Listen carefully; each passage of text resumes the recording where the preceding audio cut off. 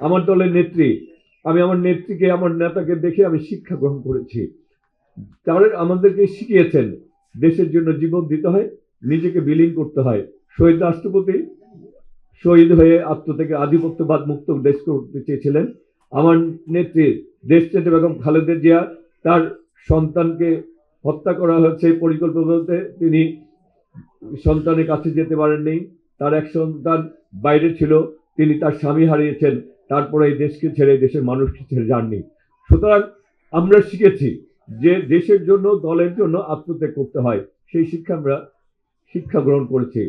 আর আমার সহযোদ্ধারা জনি, সুজন, ফরাদ এরা শিখিয়ে গেছে যে এই দেশের জন্য, এই দলের জন্য আমরা অনেক কিছু করতে পারি, আমরা সর্বোচ্চটুকু আমরা ত্যাগ করতে পারি। সুতরাং আমি যদি তাদের, আমি তো তাদের ভাই, আমি তাদের সিনিয়র ছিলাম, আমি তাদের নেতাও, তাহলে আমি আসলে তাদের নেতা ছিলাম না, ভাই ছিলাম, এখনো আছি। তাহলে আমিও তো শিখে গেছি এই দেশের জন্য আমাদের অনেক কিছু ত্যাগ করতে হবে। তাই আমরা আপনাদের সাথে আছি, থাকবো ইনশাল্লাহ। যে দলের বর্তমান দায়িত্ব নিয়েছেন বর্তমান চেয়ারম্যান জনাব তারেক রহমান, তার ভিতর আমি দেখেছি দেশপ্রেম।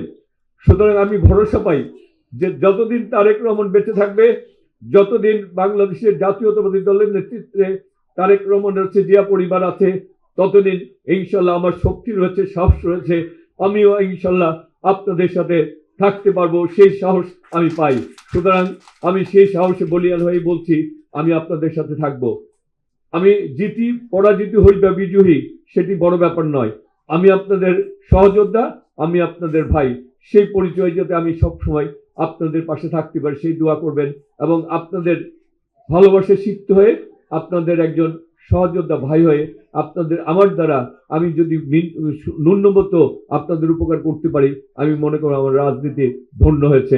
আমরা রাজনীতি মনে করি দায়িত্ব, ক্ষমতা নাই।